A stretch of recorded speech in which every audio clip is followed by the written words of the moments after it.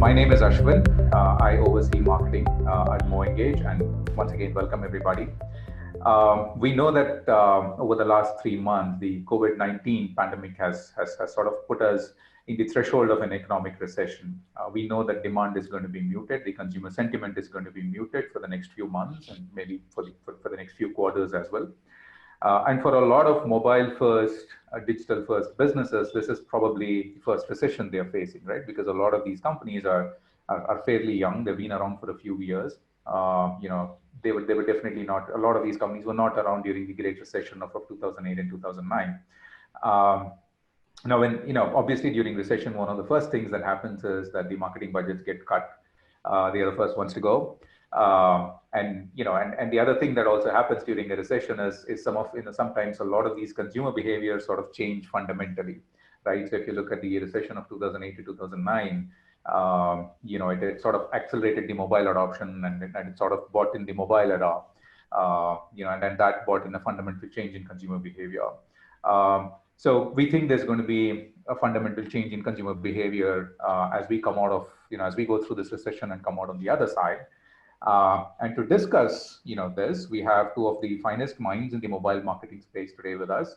I have Ronen, who is the managing director and president for APAC at AppsFlyer.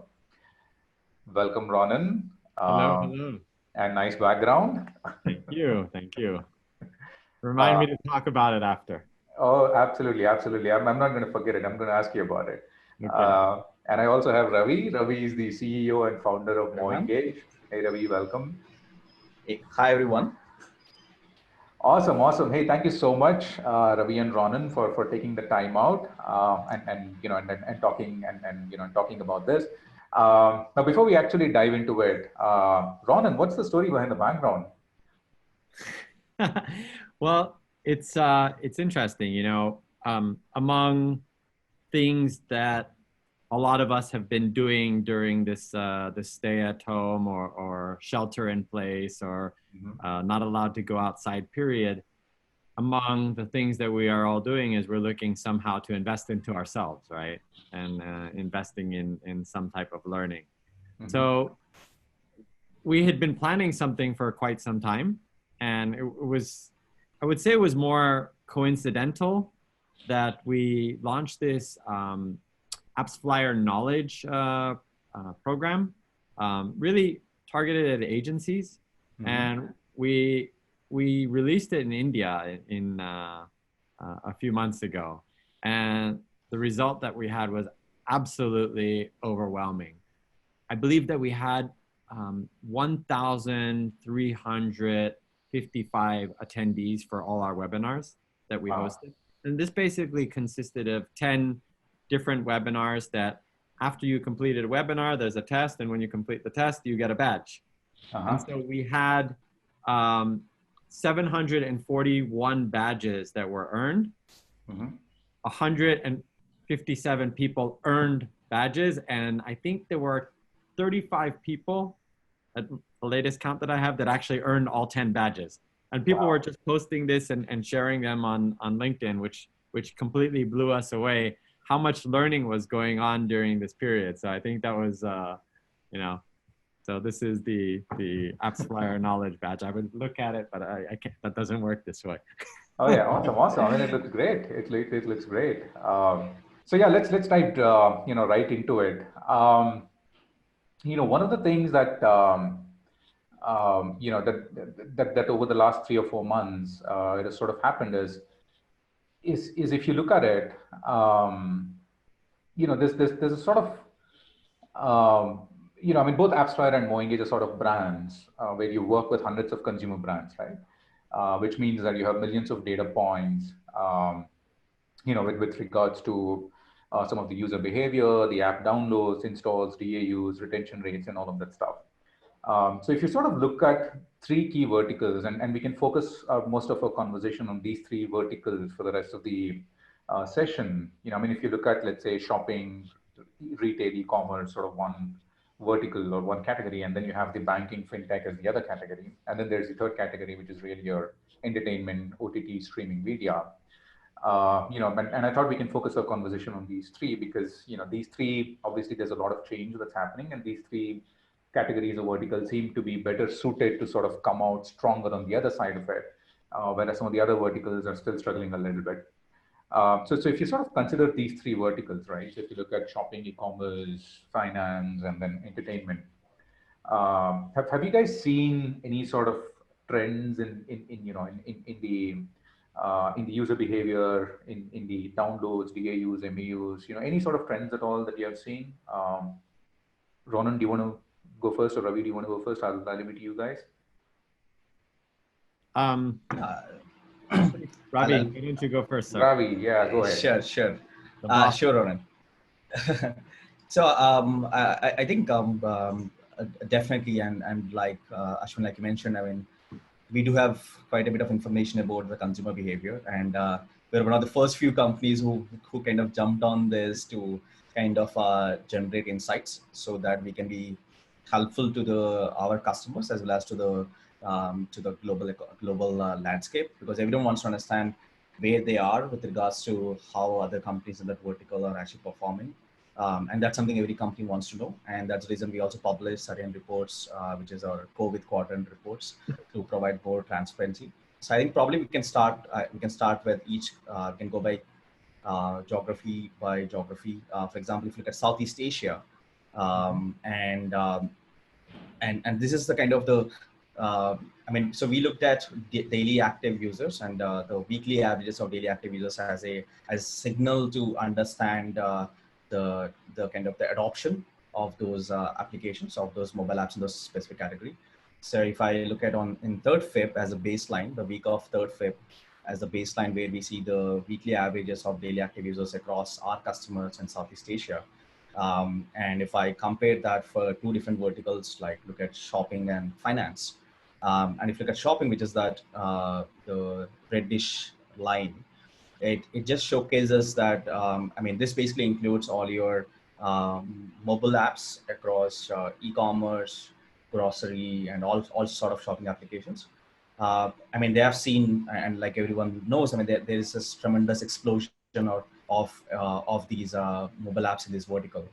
And then you can see that in Southeast Asia, the growth of e-commerce apps, and at the same time there was Ramadan that happened in April, and in the last week of April, and every e-commerce company in Southeast Asia, whether it is big ones like Tokopedia, Booklapak, Leadly, and even many others like Zilingo and others, they started pushing up sales big time and were making use of the opportunity, and they were already seeing the growth in the digital transactions, and then they were able to use this opportunity further to be able to push the adoption further. And you can see that there was a big peak in April, and even though in May it was slowed down, it still actually slowed down. It came down to a much higher peak position than what it used to be before. So it just showcases how the digital adoption is happening with e-commerce apps, and even some of the ones which have both offline and online presence. I was speaking to one of our customers, MAP Group, which operates a lot of offline retail stores as well as online mobile applications. So they were seeing a big shift in terms of transactions from their online properties as well as to the marketplace as well. So every offline plus online retailer has shifted focus to their mobile online applications or websites, and even some of our I'll talk about some of our other customers are doing in other geographies as well. The finance has, if you look at finance as a vertical, this is specifically our data represents more of the fintech sort of companies, which are more on the lending side of it. And though they have seen some uptick in March, but they have seen a downward trend in the last couple of months. But it hasn't been a big one. So it has seen a downward trend in May, and then they're starting to slowly recover starting from June. So I would say a moderate impact with a recovery that's happening in the finance, in the fintech vertical. As you move to the next slide, I think we have data for the same in India. We analyze, close to 300 million users on a monthly basis across our customers in India. And these are some of our insights based on the verticals. So if you look at shopping here, unlike I mean, here we looked at we looked at shopping, which is excluding the grocery vertical, because we saw that when we include the grocery vertical, there's so much noise, and then it just changes the way the trends look like. So in India, as everyone is aware, I mean, there was a full lockdown for a good amount of period, starting from end of March till quite a bit of April. There's been a significant dip during the time period in terms of transactions, because only essentials were allowed to deliver. And then after the unlock phase has started, you can see a quick recovery, and there's a recovery to up to even like a 50% growth from when compared to the baseline that was in the February, right? So, and we expect that to grow further. And I think currently the transactions are happening a lot more in the essentials category, but the essentials category doesn't just include your grocery, but also your office supplies, your laptops, your ACs, and all that. Although some of the transactions which people wanted to do during the lockdown period were not able to do, even including the diapers and all the ones, right? So, so that's one thing. And grocery, as you have seen, significant uptick at the start of the lockdown in the week of 23rd March. The significant uptick, you can see it here. We work with some of the largest grocery apps like Big Basket, Super Daily, Fresh to Home, and many others, and even like the Big Bazaar. And then slowly they are kind of slowing down, but you can see that even though they have come down, the state at which they have come down is still actually it's much higher than that's 50% higher than what the baseline used to be in February. So that way, I mean, they've been able to really use the opportunity of this of the lockdowns to kind of grow their business. Finances, again, it's a sort of similar trend like we saw in Southeast Asia. Again, here also the finance vertical represents more of the fintech and lending applications. I mean, they've seen a downward trajectory in April and May, and they're seeing a slow uptick in right now as we speak. We expect them to recover pretty soon. And if you move to certain verticals which are again exploding, or more of the entertainment verticals, right? And let's start with video streaming. And as everyone is aware, I mean, there's a big adoption of this category during the lockdown phase, and particularly over the last 3 months. So there's been a significant uptick in terms of the video streaming applications like Amazon Prime, Netflix, Hotstar, and many others. And even we have seen some of those like Tata Sky, which is more into the DTH sort of space, where they have video on demand as a category, and even live TV. So those are some verticals that have grown significantly. I think they'll probably have seen some sort of saturation as the unlock phase has started, as people started working. So they started, I think the saturation of the growth has come up. When it comes to music streaming as a vertical, I mean, and because we separated these two because we have seen different trends for video and music. If you look at music, from what, I mean, we work with some of the largest music streaming companies, and we have seen that a good number of their user base used to listen to music when people used to be traveling. And now with people not traveling, and then so the sort of music streams has come down, not significant. It's just probably like 10 to 15% reduction in terms of the music streaming adoption as a vertical, right? I just want to extend probably to like, maybe if I look at like some of the other verticals which are severely impacted, like transportation or travel and hospitality.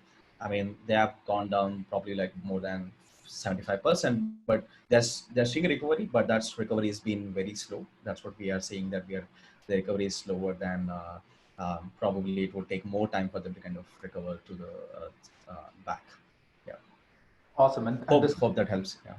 If there's anybody out there on the retail side of things and who don't have a play on the online or the mobile side of things, I mean, you guys are missing out big time, right? Yeah. I mean, this is fundamental change in the way consumers are behaving. A lot more people are getting comfortable, shopping online, and even if things come back to normal, it's unlikely that this graph is going to sort of come back to this level, right? So there's always going to be a section of consumers who have seen the comfort and who've been used to ordering stuff online, and they're going to continue to do it. This is great stuff, Ravi. Thank you so much. Ronen, what about you? I mean, have you sort of seen similar insights, or have you seen something totally different? Well, I think that no matter where you look, and every corner of the earth will have followed a similar trajectory, right? And Sure. some of the data that maybe we'll share in a couple moments will similarly reflect that. But it's interesting, this chart that you see here. It's a complete divergence of what has become a necessity in this time, right? And obviously people, as soon as lockdown occurs, shopping has stopped, right? And whether it's a regulation, or whether it's cash preservation, or something along those lines, everyone shifts into that survival instinct. And this is, I think, we see this everywhere, that the behavior is the same.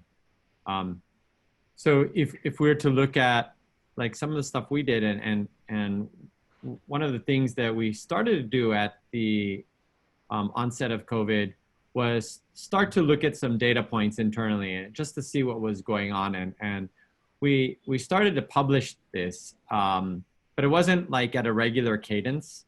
But one of the things that we did see was companies were actually pulling the data, these reports that we were publishing.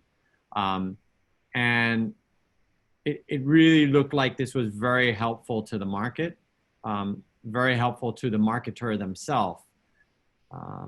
How COVID-19 is impacting marketing. And this is, I think, one of the bigger topics that we're addressing here. So for example, we were looking at metrics of weekly percentage of app installs and sessions per country, per vertical. And a lot of the data that we have, I mean, definitely mirrors what you're seeing.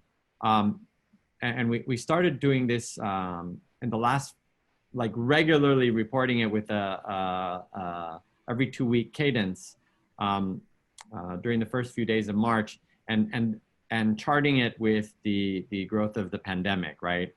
You can see this this green line is the number of new cases. This is interesting. Walk us through this. Yeah. So before I talk about this one, I think it's just, I want to maybe make a few general thoughts about marketing during a recession, because this is something that I was researching and I was learning a lot about over the course of these months, because I felt it was a crisis, right? I mean, it's a global crisis, and it still is. But in every crisis, you have to look for the opportunities, right? So yes, we were in possibly the worst economic downturns that I hope we face in our history, right? Substantial uncertainty, right? Whether it's our livelihood, everyone goes into survival mode. And for us, and when I say us, I mean both you and us and everyone else who are in the MarTech space. We're kind of entering this, what we call the great advertising reset, or the great reset, as I wrote an opinion article in Tech in Asia a couple weeks ago. Sales, I mean, kind of flat, or if they're at all, right? I mean, we can see that across different verticals. If you were groceries, then your sales spiked, but if you were in shopping, your sales completely went down. We look at so that's the main street, but we look at Wall Street, completely different story, right? I mean, who could guess that the stock market would be as robust as it is during this time? So companies started to create what are these, I imagine, war rooms, right? At the C-level, everyone getting together and saying, what's our number one objective? We got to conserve cash, right? And what happens in these uncommon situations is that they right away look at the budgets and say, okay, let's cut marketing, right? The spend is easily visible, yeah, in marketing. Absolutely. It's the most transparent. If I stop spending $1, I'm not spending $1, right? So most variable one. Yeah, and a lot of these decisions are made, in the boardroom, and marketers actually have no say in these decisions that get made. And so I think this is puts marketers into, like, notably so, marketers are expected to solve problems, right? And in order to spend, in order to solve problems, yes, there needs to be some budget. Obviously, a recalibration does need to happen because now there's more visibility on what's being spent and accountability for every dollar.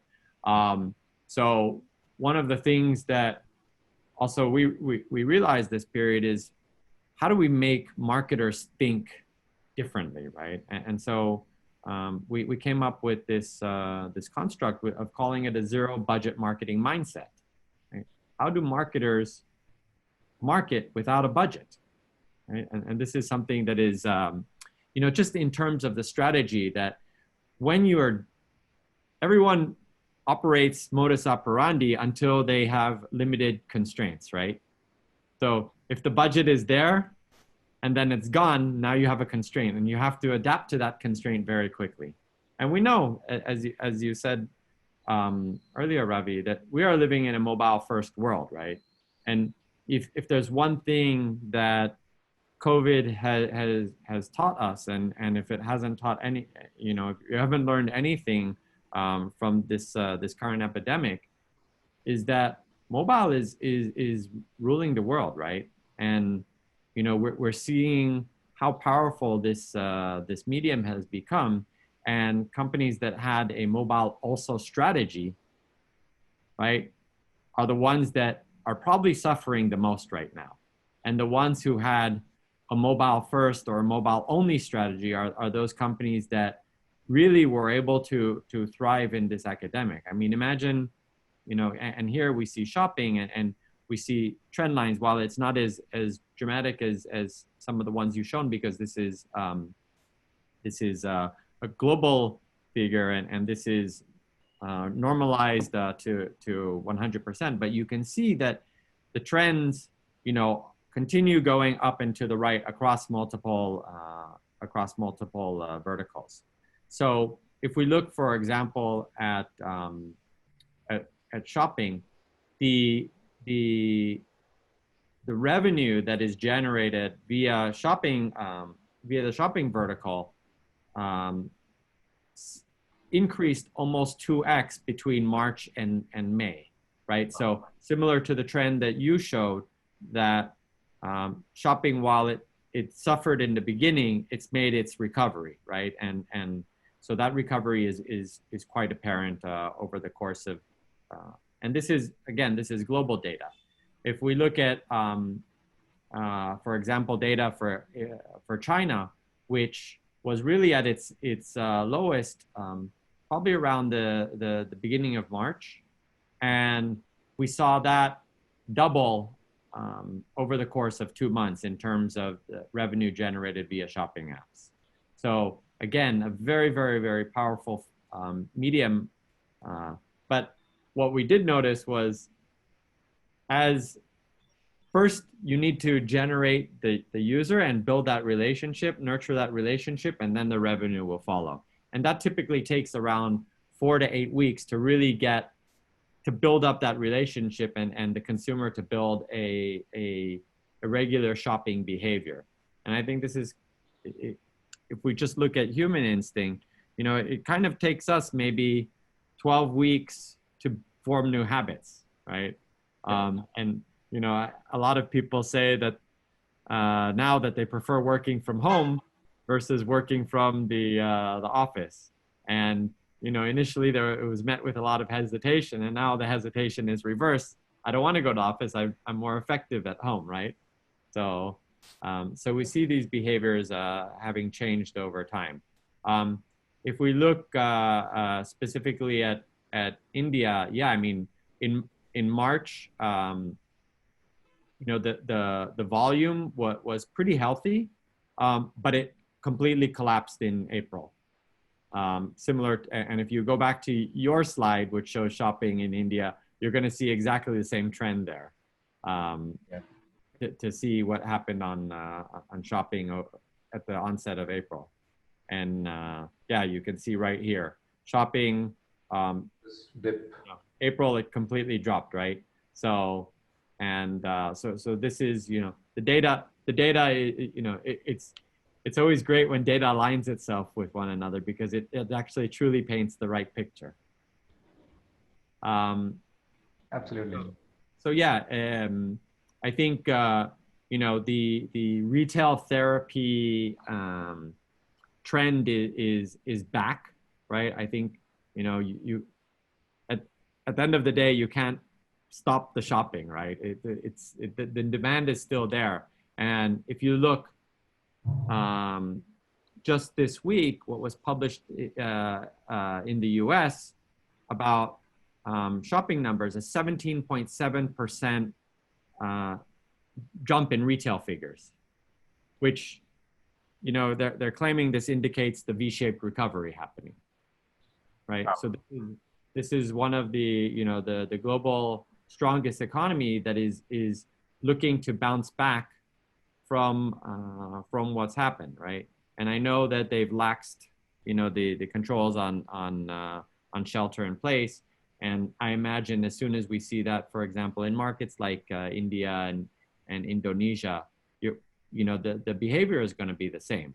So probably between June and July, we're going to see some really extraordinary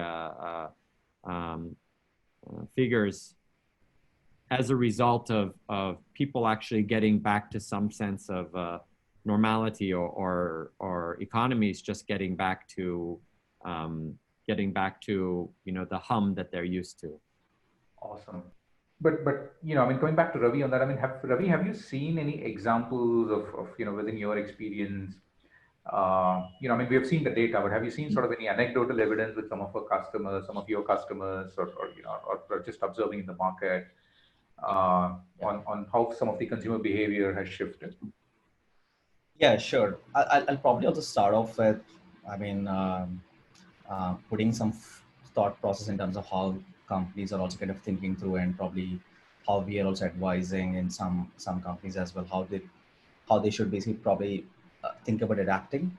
I think today, if I mean, I think if you look at it, some of the audience that we have, I mean, depending upon the vertical that you are in, I mean, you probably might be in any vertical. I think it's important to be able to understand what changes that in behavior that your customers have gone through, depending upon your target segment. I think that's something very important to understand. Um, and there could be different ways. One could be a quantitative understanding based on the data, but there could also be a qualitative way to understand how your customers in your target segment have their problems and priorities changed. Can you do a qualitative research to understand that a bit better, so that you can understand what the new normal will look like for your business, so that you can accordingly adapt.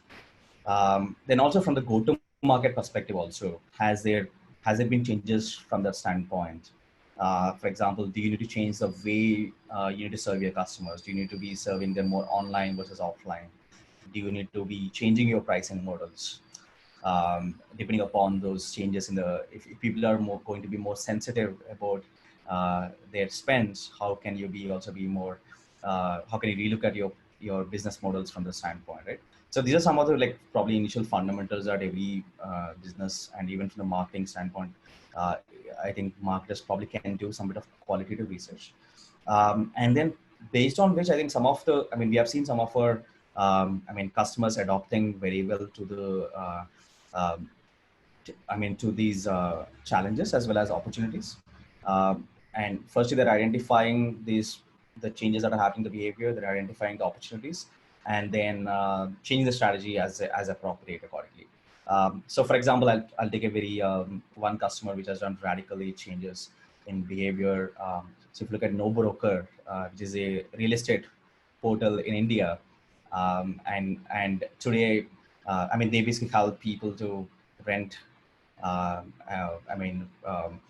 rent spaces, and with obviously this, they probably have seen an impact to their consumer behavior, and then they start focusing on the home services, so they can have a full stack solution where they can focus, where they're offering services around painting, cleaning, or home sanitization and sort of services, right? So that's the sort of the opportunities that they found.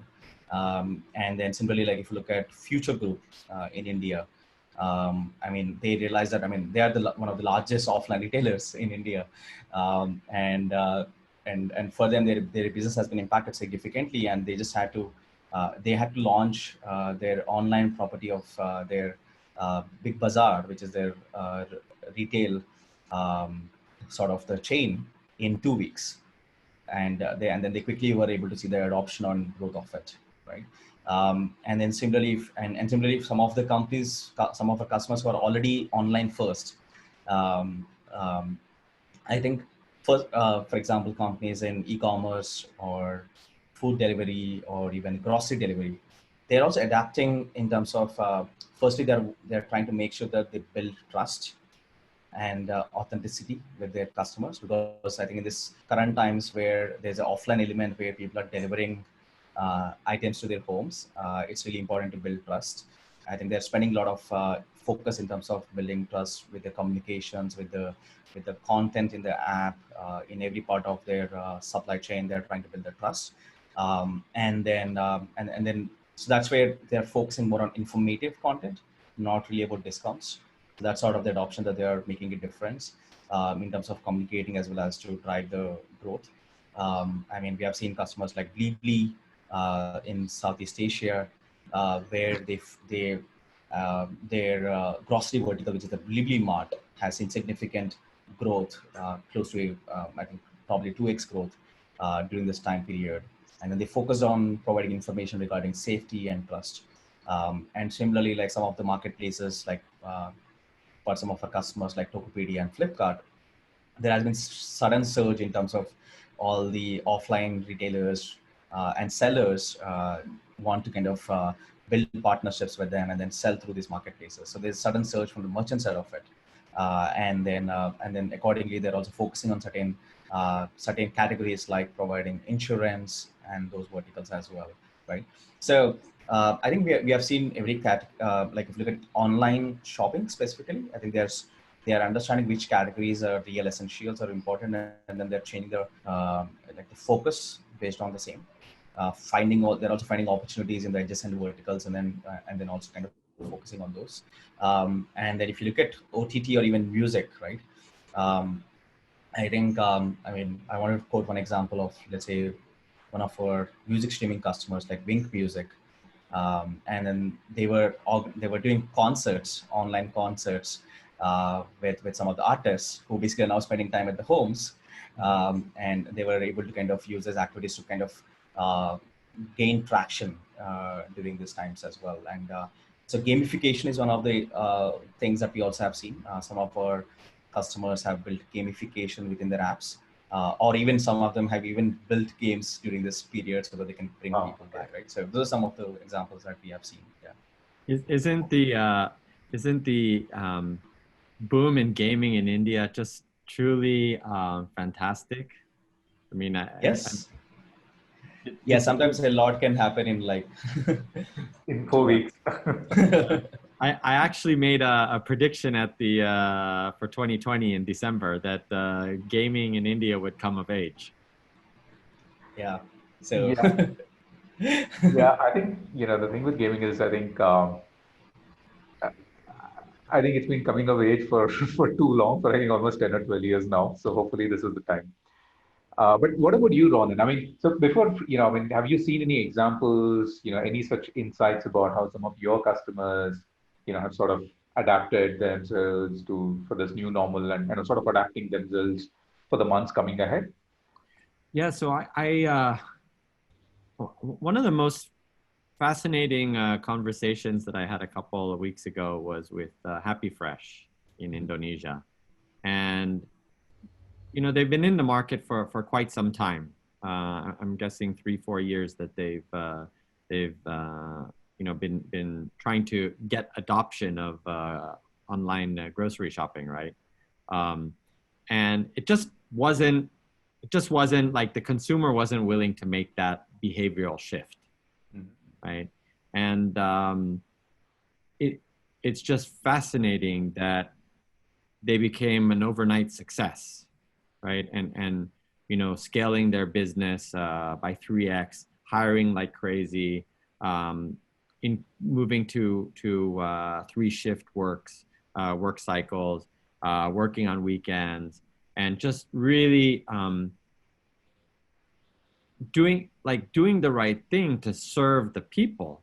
But ultimately, it was the model that they had built and what they had been, this was the catalyst for them to actually truly meet their potential, right? And I'm, there's stories like this all over the place, right?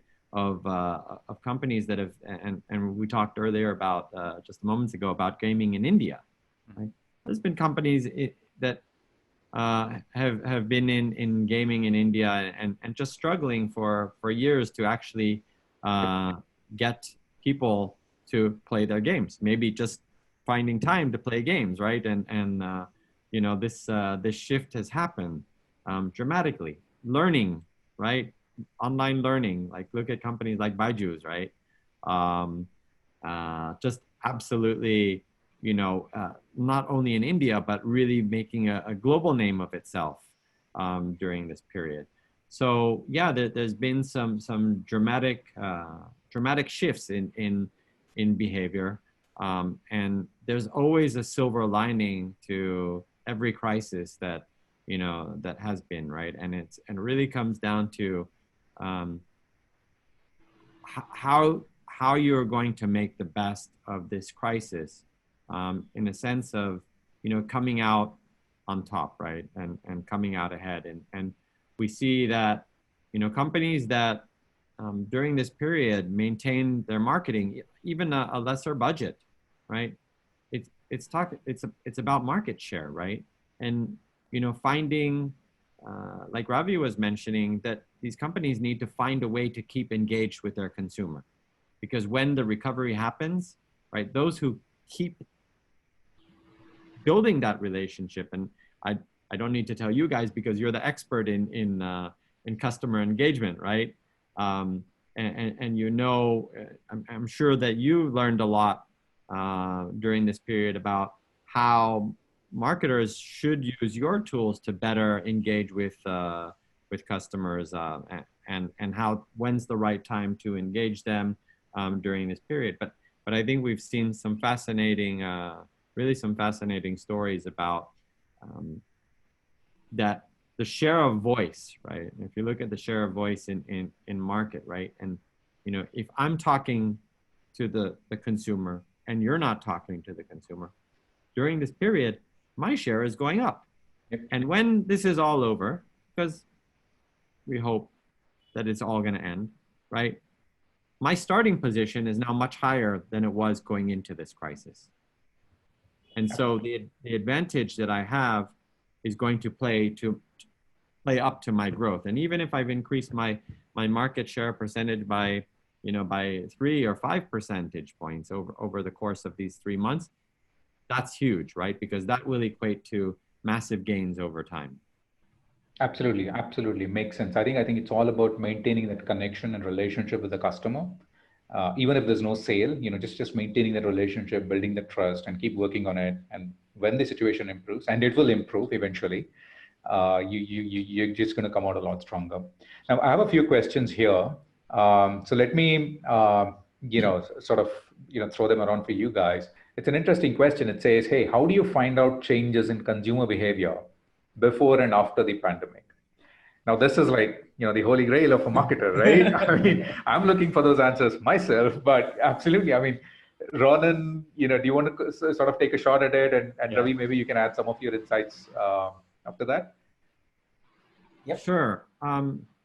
So what we did, I mean, our heuristic here in terms of trying to identify these trends is we actually looked at periods over the last 2 years.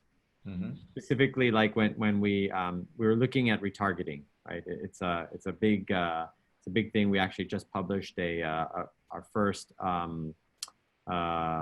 report on retargeting, and what we did was we blocked data from January and February from 2018 to 2020, and then we looked at those February 2020 to April 2020 periods to see what was happening during this time.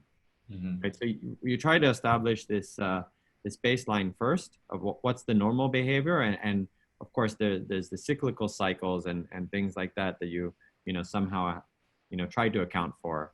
But just looking at that kind of like the pre-COVID and the during COVID, and try to isolate those to be able to get a better view of things that were happening. And like obviously, I would say that there's a little bit of bias to this data because retargeting has grown so much, so rapidly over the past 2 years, and because of this, I mean, we also had to account for this growth in retargeting trend, right?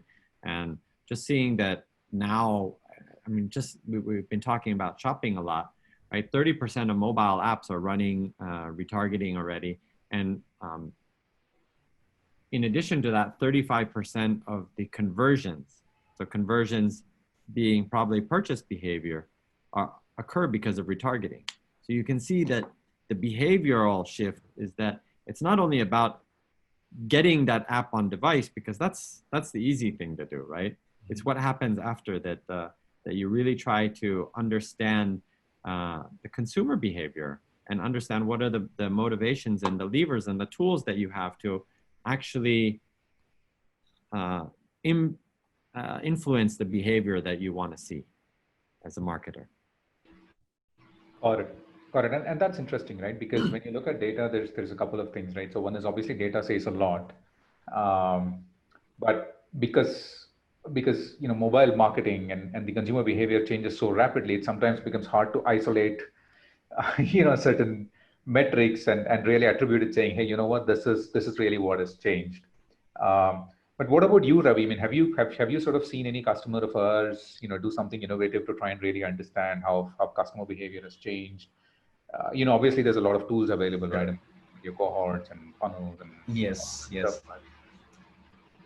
Yeah, so like you rightly mentioned, first is using quantitative analysis through tools like MoEngage to be able to understand what sort of changes that are happening. But those tend to be more outcome driven. Basically, like this will show what happened. But if in some cases, if you want to understand a bit more qualitative aspects of the changes in the behavior, I think I mentioned about doing some sort of firstly, I think every company has sort of a very the ideal customer segment. So you probably can find because consumer companies have millions of users, they can't do a lot of conversations. But if you identify your ideal customer segment, which would be probably like people between certain age group, certain demographics, and certain tier cities and so on, and identify that, and in your existing customer segment that who used to transact with you, and probably do is qualitative research with some of them, and then to understand what sort of behavioral changes that they have gone through, and would they still buy from you, and what would they like to see in terms of the way you deliver the services, and probably that could help also in getting some qualitative understanding of the consumer behavioral change, and we're undergoing this on a daily basis still. So probably, so that's one way I felt that we could get a bit more qualitative understanding of the changes. But I have one last question for both Ravi and Ronen. I think, and Ronen, you sort of referenced this earlier in the conversation, right? I mean, but during times of recession, marketing budgets are sort of like the first ones to get cut because it's easy to see the spend. But when so what's your suggestion? Obviously as a P&L leader, so what's your sort of suggestion for marketers, who's got these budgets cut, but they still have to sort of keep those conversations and keep those relationships going, right? So how would you sort of suggest, hey, where would you invest on? Do you sort of have like a framework where you say, look, here's where, with this limited budget, here's like the 2 or 3 things that they should really focus on? Mm-hmm. So I think one of the first things that marketers need to think, if you are operating in this kind of zero budget zero marketing budget framework, the first thing you think is, how do I leverage my users that are coming to my websites, my mobile websites organically, right? And how am I driving them into my apps? So you want to think of this as like, this is one of your most valuable resources that can be probably underutilized, right? And this is this is why we actually released the zero budget marketing plan. It's actually a free plan that marketers can use. Smart banners that we have, our mission critical deep linking tool, and drive users from their website into the app and deliver a really, really exceptional experience and leverage these APIs that we have. And this is free for life, right? To be able to manage this user behavior from web into app, right? And this is, this is a solution that we brought to the market because we felt this was absolutely the right thing to do, and it was absolutely the right time to make it happen, right? So leveraging own media. The second thing is like, you can't manage what you're not measuring, right? Sure. And I think that it's really critical that if you're a marketer and you want to prove that what you're doing is working, it's very easy. You have an ROI, right? Doesn't matter whether you're doing a push notification and or you're advertising on Facebook or via TikTok. Like, if you're measuring it and you're generating a return on that investment, it should be a no-brainer conversation, right? Any boss, right, that you go to and say, look, I'm making an ROI, and they say, no, I'd rather spend money on a TV ad, is probably shouldn't be in that position as the boss for very long, right? No, absolutely. I think that makes sense, right? I mean, if you were always strong on the fundamentals, you're not going to find this change a lot, as difficult as it would have been if you were really focused on more sort of vanity metrics. I'll leave you with one piece of it. Well, one thing that I learned about India during this period. How thick is the newspaper now compared to what it was before? Yep, absolutely. You can see that marketers cut that budget because it's just not measurable, and just like there's very, very little accountability into that.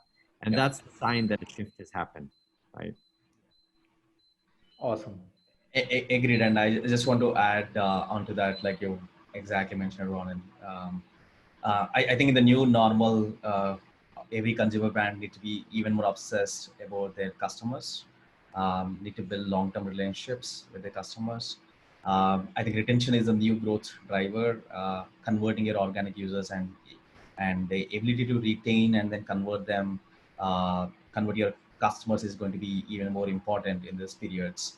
And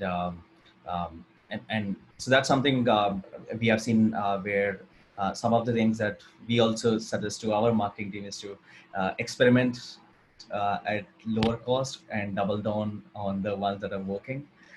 And so basically ROI is the key. So prove the ROI and then double down further on those channels that are working, right?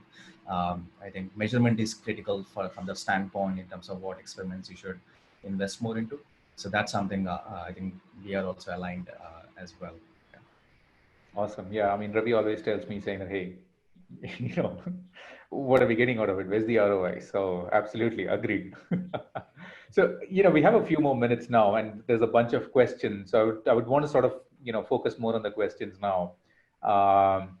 So here's one interesting question which talks about, which by Nivedita, and the question is, can you share some metrics on how the consumption of nudges and notifications have risen in the recent months, especially cross-channel, like push notifications versus emails versus in-app, versus WhatsApp messages.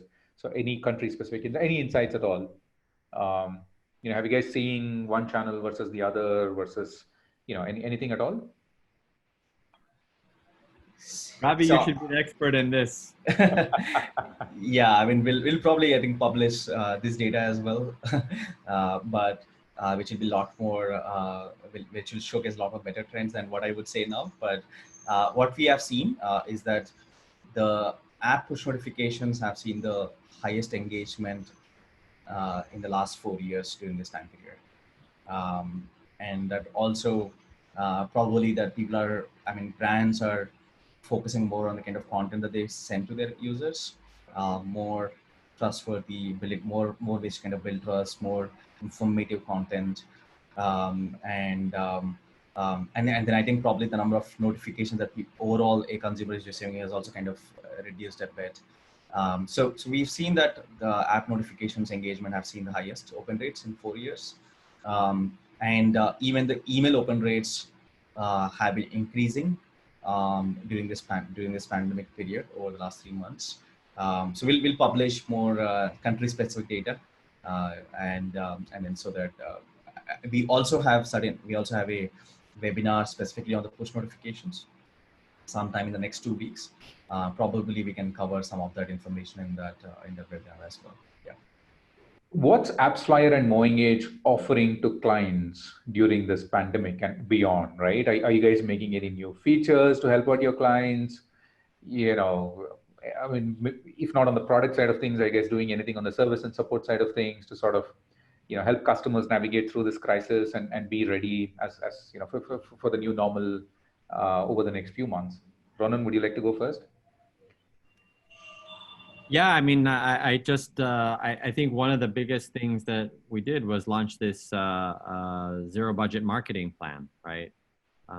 It's significant, and I've mentioned it a couple of times because I think it's really driven out of necessity, like that we really feel that our customers and the industry needs this, right? And to be able to, if anything at all, being able to leverage the resources that you have available to you, and be them a lot or a little, to be able to at least deliver the best experience for the consumer to go into an app, because we believe that app is where the highest engagement and the highest performance is occurring across any digital platform. So I think that is really important. And we're continuing to roll out new features, and it's been a busy month for us, and it's going to be a busy quarter. I can tell you that for sure. Got it. And how do people sign up for the zero budget marketing plan? They just go to your pricing page and sort of sign up there? Just go to the pricing page there. Awesome. I just pinged that link to the person who asked the question, so hopefully they'll be able to do that. Right. Yeah. Ravi, what about MoEngage? Yeah, so I think the first thing we did, I think in April was we realized that now mobile marketers in those initial period of the pandemic have some time to kind of relook at the marketing strategy. And so we wanted to focus on beyond the product to start with the training or the content. So we launched Hash Growth Academy, which is which has different courses around customer lifecycle management, how to go about customer lifecycle management, how do you go about analyzing your customer behavior. So we launched courses which are available for our customers. We are planning to do it sometime later this year, and then we expedited the plan and then launched 2 courses, and then we're launching more courses where marketers can upskill themselves and also understand best practices in terms of driving customer engagement. In terms of feature set, I think we're doing 2 key things. I would want to highlight 2 key products that we are launching soon. One of them is more on the customer journey analytics. I think everyone wants to understand how customer behaviors are changing. So we are launching a customer journey analytics solution, which helps you understand how people are going from one stage of the life cycle to another in a much more intuitive way, and different paths that they are taking through that, and then how different cohorts of customers are taking different paths. So giving a lot more understanding there, and then also allowing you to better segment and automate. So we have a product that is coming where you can automate all your journey optimization or the path optimization with machine learning. So that's something also. These are 2 products which are going to be live in Q3. So along with many others that we are doing, but we're trying to focus on how can we enable provide more data-driven marketing tools to the marketeers. I think that's the focus of some of the products that we are building. Got it. Got it. Excellent. I think we are almost, I mean, the 60 minutes we had is up. So there's still a bunch of questions here. So folks, whoever have asked these questions, we'll definitely get back to you on these. We'll answer them over email and we can, keep the conversation going. But hey, Ravi and Ronen, thank you so much for your time. I really appreciate it. This has been a great conversation, and hopefully the audience had some key takeaways from all of this. So yeah, good luck and thanks once again, and thanks for everybody who joined on this platform. It was absolutely great having you all. Thanks, Ashwin, for the hosting it, and thanks Ronen for being a guest and really sharing some very good insights. Thank you very much for having me. It was a true pleasure and honor. Namaste. Stay. Thanks. All right. Stay safe, folks, and see you guys soon. Okay. All right. See you, everybody. Bye.